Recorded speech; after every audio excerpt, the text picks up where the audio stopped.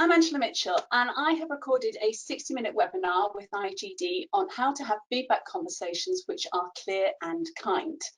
Here, we've got a 5-minute synopsis of my top tips of how you can have feedback conversations which are clear and kind and you are proud of. So, let me share with you 2 key areas we're going to look at. We're going to look at emotional management and how do you go into these conversations in a resourceful way, and also some top tips in terms of how you structure these conversations. Going into a feedback conversation, we want to make sure that we bring our best selves to that conversation.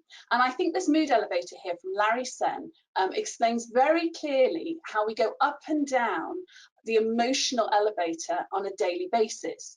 When we're in Bluehead, we can bring our best selves to a conversation. So we're in a position where we can be flexible in our thinking, we're patient, we're hopeful, we're resourceful, and we are creative. When we get triggered, we can become impatient, anxious, judgy, stressed, and angry. And we are bringing a less great side of ourselves to that conversation.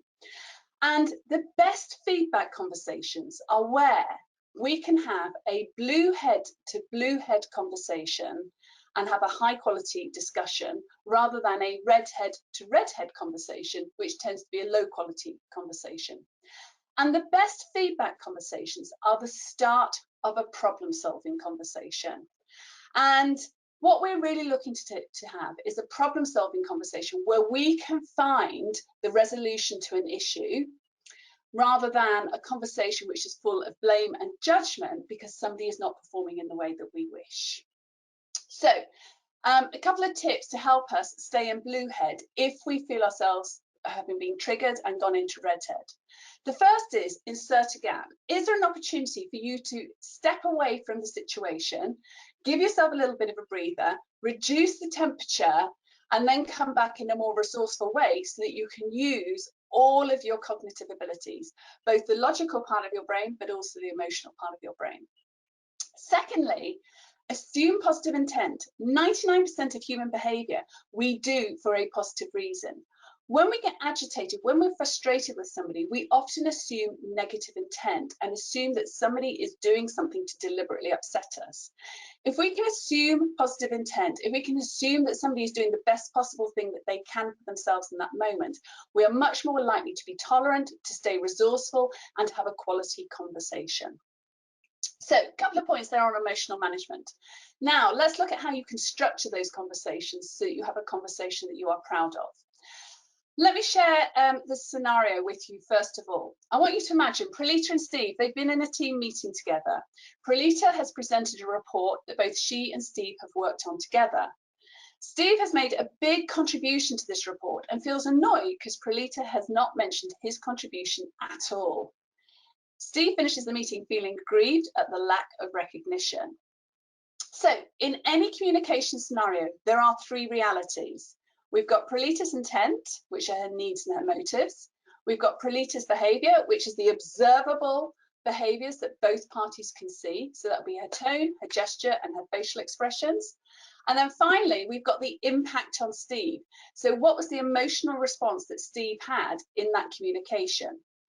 At any time, either party only ever knows 2 realities at the beginning of the conversation. So Pralita is really clear about her intent and she's clear about her behavior.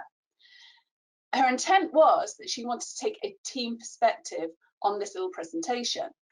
Steve can see Pralita's behavior. He also understands what impact that behavior had on him. He felt ignored and belittled. So if Steve sticks with his reality and raises the issue with Pralita in a non-accusational way, he can provide feedback that helps both parties understand what is going on. If Steve steps into Pralita's area here, if he starts talking about her intent, he is in danger of making assumptions and being accusational. So if he starts to accuse her of being selfish or careless or thoughtless, then she is likely to become triggered, to go into redhead, and you're likely to have a blame conversation rather than a problem solving one. Therefore, the structure that Steve needs to use is he needs to stay on his side of the net. It's like a game of tennis. You can only play on your side of the net. You can only talk about your two realities. Therefore, the structure that Steve's going to use is so simple, but it is amazingly effective.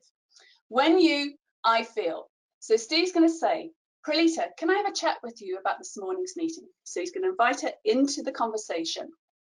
When you didn't mention my contribution to the project, I felt ignored and belittled. Do you have a few minutes now so that we can chat about it? I'd like to understand your perspective.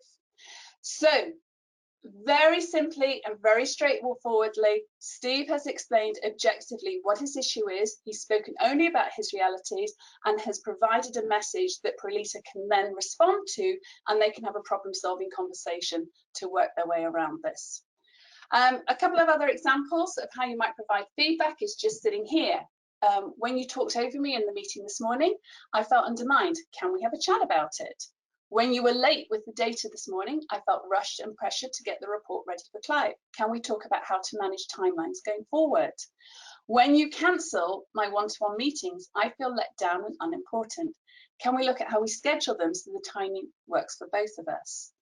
When you stayed late and helped me finish the PowerPoint, I felt valued and appreciated. Thank you for taking the time to support me.